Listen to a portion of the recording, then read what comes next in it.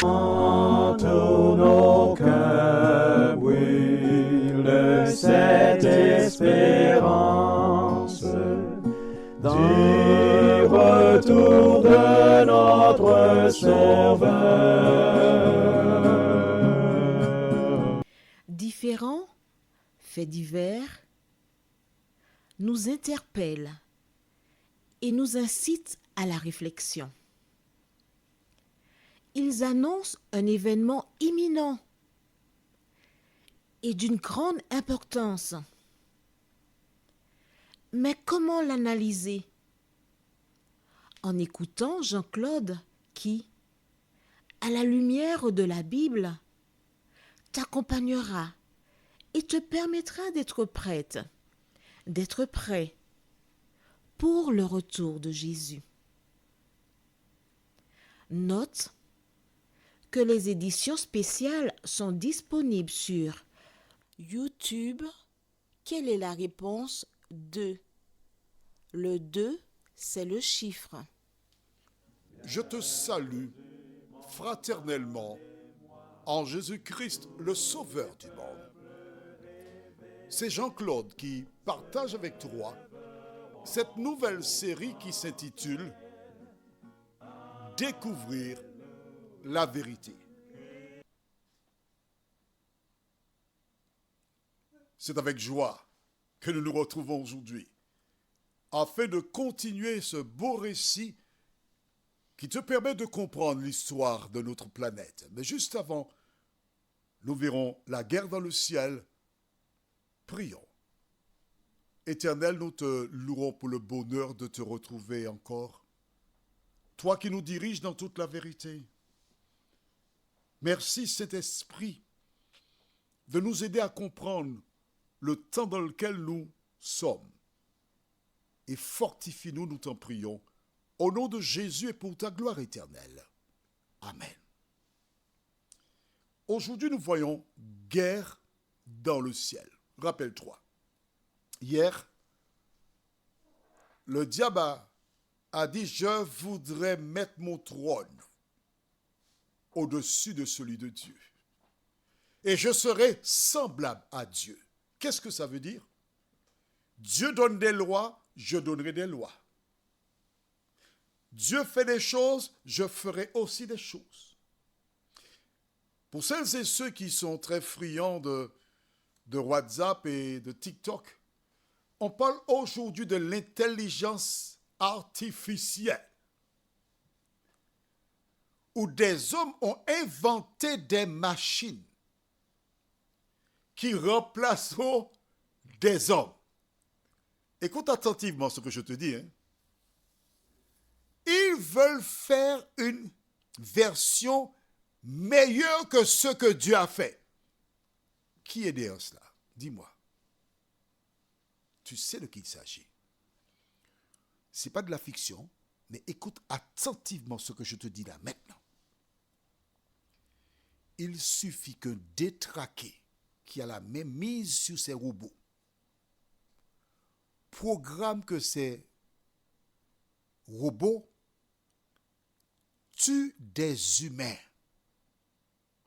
pour diminuer la race et prendre le contrôle de toutes les richesses.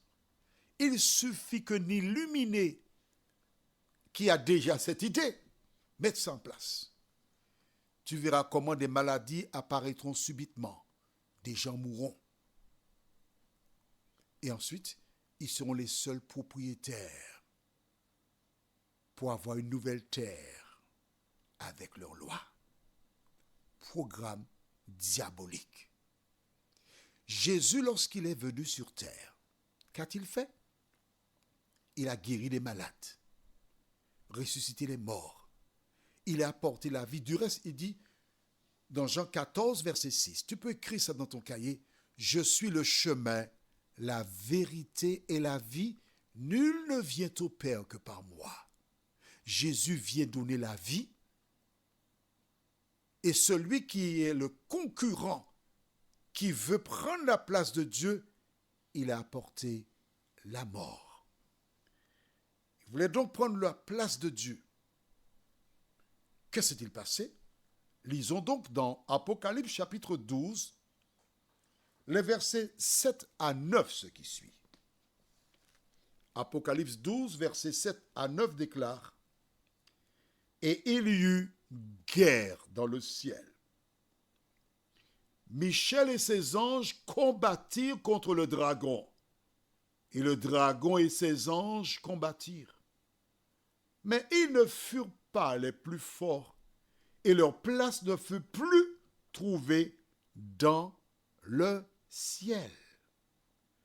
Et il fut précipité, le grand dragon, le serpent ancien appelé le diable et Satan, celui qui séduit toute la terre, il fut précipité sur la terre et ses anges furent précipités avec lui.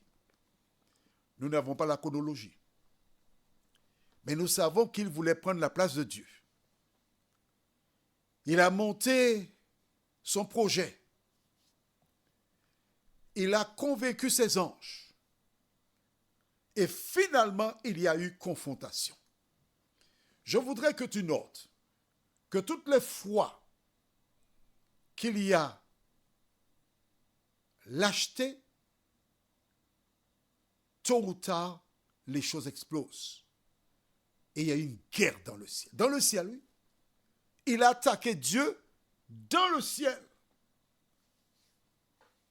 Forcément, ils ont perdu. La question est de savoir pourquoi, lors de la guerre, Dieu ne les a pas détruits. Parce qu'ils se sont révoltés contre lui. Mais non. Il les a précipités sur une terre, celle que nous occupons actuellement. Pourquoi? Je t'ai expliqué déjà. S'il avait tué Satan et les anges, certains pourraient être tentés de croire qu'il était dans la vérité. Il fallait qu'on voie ses œuvres. Il fallait que les autres réalisent. Et chaque fois que le diable permet qu'il y ait une injustice, les anges qui ont été fidèles à Dieu, cela leur permet d'asseoir une foi inébranlable en l'Éternel. Il fut précipité sur la terre, lui et ses anges. Le ciel fut fermé. Alors tu comprends pourquoi lorsque nous avons vu l'histoire de Job, quand Dieu a posé la question, mais d'où viens-tu de parcourir la terre et de m'y promener?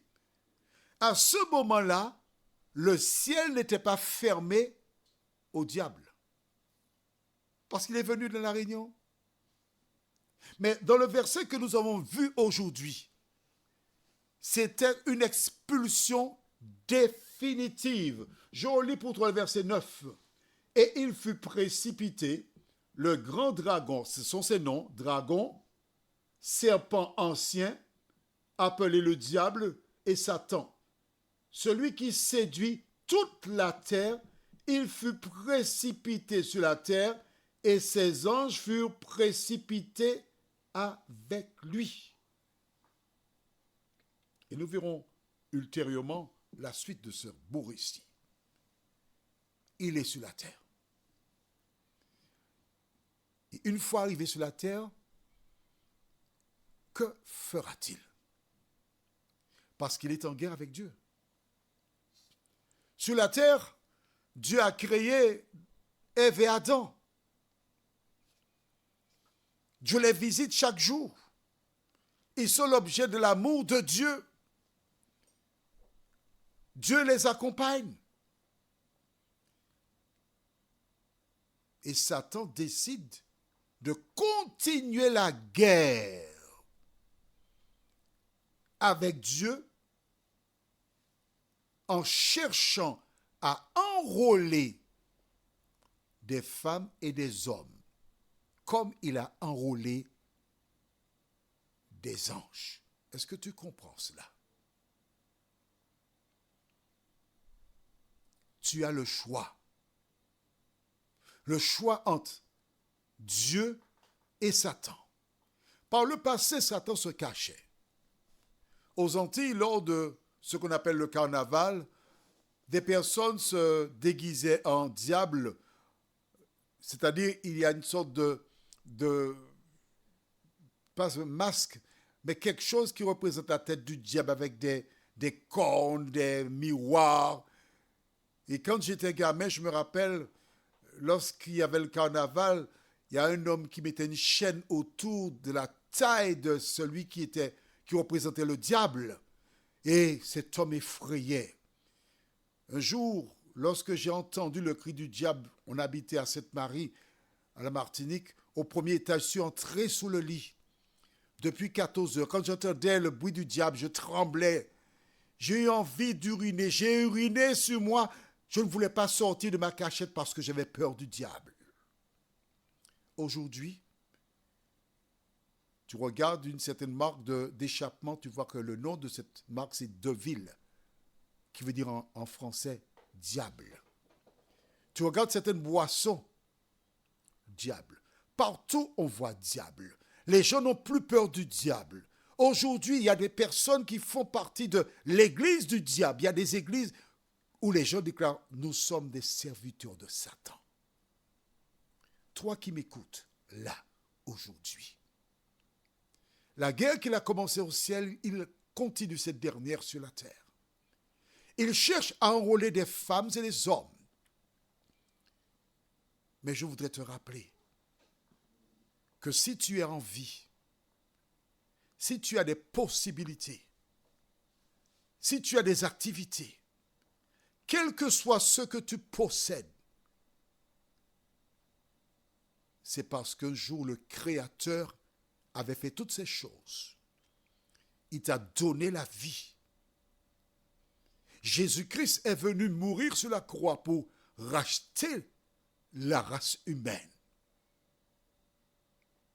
Satan, quel que soit ce qu'il te donne, c'est pour un temps. Et ensuite, tu perds la vie éternelle. Quel est ton choix? Qui veux-tu servir? Jésus ou l'autre? Prions. Notre Seigneur et notre Dieu. Nous comprenons maintenant pourquoi le diable se trouve sur la terre avec ses démons. Nous comprenons pourquoi il existe tant de souffrances. Merci de nous diriger, nous conduire dans la vérité. Merci de nous aider à lire la parole,